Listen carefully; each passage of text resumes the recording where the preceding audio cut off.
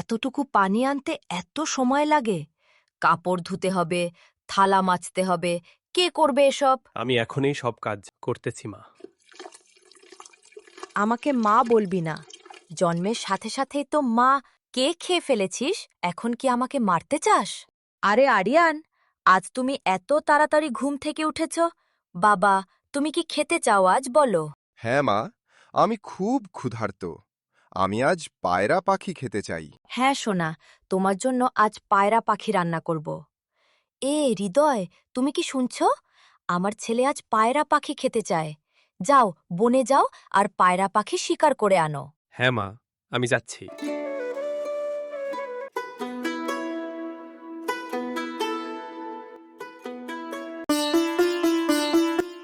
মায়া, কোথায় যাচ্ছিস? কোথাও না মা, ফুলের বাগানে যাচ্ছি। মা নেই, ঘরে গেছে। এই সুযোগে রিয়াকে নিয়ে বন থেকে কিছু বড়ই খেয়ে আসি।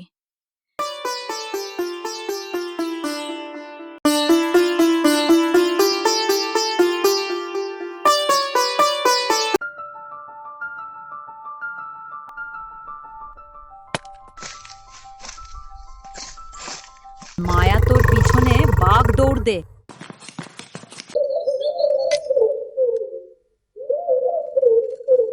বাঁচাও বাঁচাও, বাঘ এসেছে!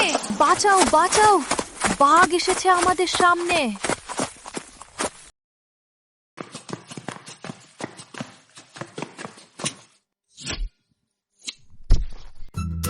তুমি না থাকলে আজ আমাদের যে কি হতো!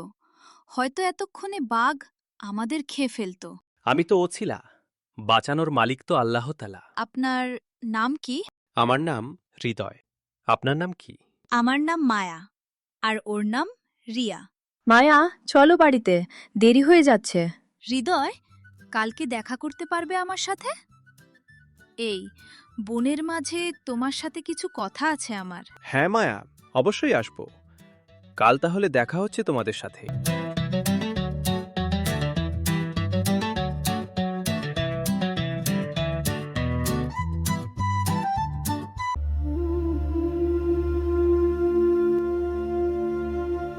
আরে নবাব, এতক্ষণে আসার সময় হলো।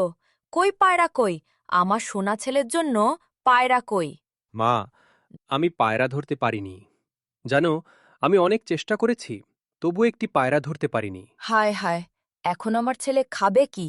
সকাল থেকে বসে আছে আমার ছেলে, বিরিয়ানি আর পায়রার গোস্ত খাবে বলে।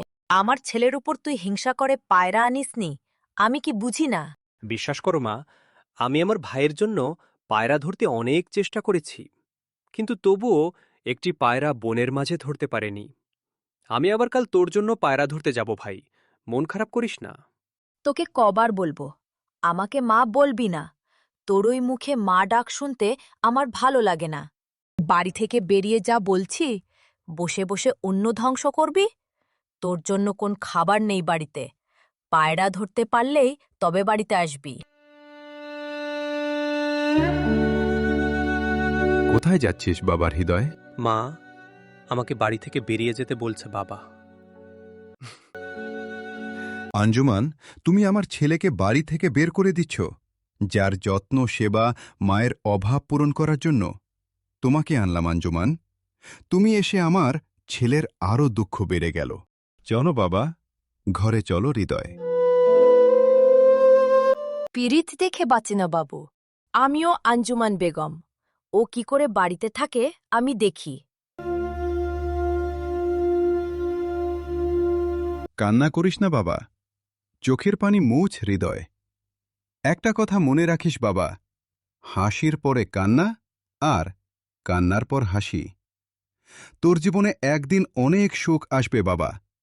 রাজকন্যার মতো বৌমা হবে আমার। দোয়া করি আল্লাহর কাছে, আল্লাহ যেন আমাকে এমন দিন দেখায়।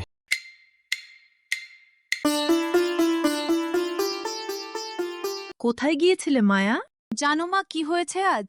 তুমি না বললে জানবো কিভাবে কি হয়েছে আজ? না, মাকে এসব বলা যাবে না, না হলে আর বাইরে যেতে দিবে না। বলো, কি হয়েছে আজ মায়া? জানো মা, আজ আমাদের একটি ছেলে খুব সুন্দর বড়ই দিয়েছিল। বড়ইগুলো এত ভালো, তুমি না খেলে বুঝবা না। ও তাহলে এই কথা।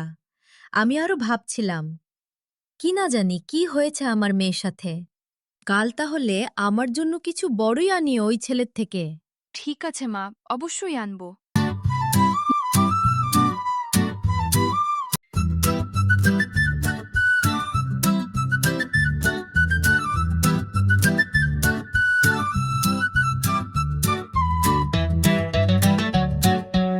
আমি তোমাকে ভালোবাসি। এটা কি সম্ভব? কোথায় তুমি আর কোথায় আমি? আমিও তো কথা বুঝি না। বলো না, ভালোবাসি। শুনতে চাই তুমি আমাকে ভালোবাসো কি না। তোমার মায়া আমায় কেড়েছে, আমিও তোমায় ভালোবেসে ফেলেছি। আমি ভালোবাসি তোমায়, মায়া। তুমি কি জানো হৃদয়, আমি কে? কি হতে চলেছে পরের পর্ব দেখতে চাইলে এসআর স্টোরি রূপকথা চ্যানেলটি সাবস্ক্রাইব করো এবং কমেন্ট বক্সে লিখুন দ্বিতীয় পর্ব দেখতে চাই। তাহলে আমরা দ্বিতীয় পর্ব তৈরি করব।